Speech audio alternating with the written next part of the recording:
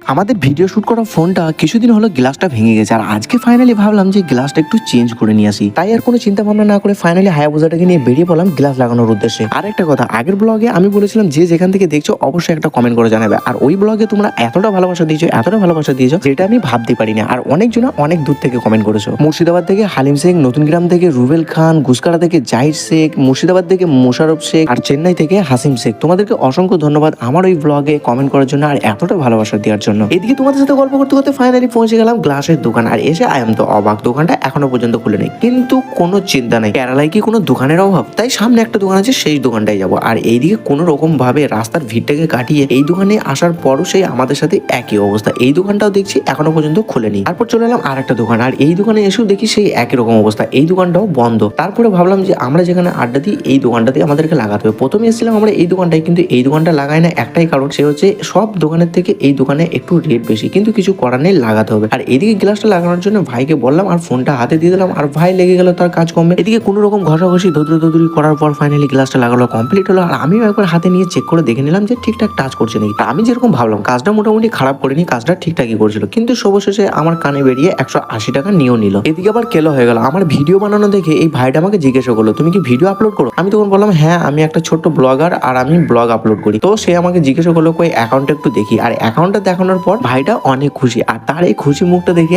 আমিও হয়ে গেলাম অনেক খুশি। কারণ হচ্ছে কি বলতো, কেউ তো আমাকে বললো ভাই তোমার অ্যাকাউন্টটা একটু দেখি।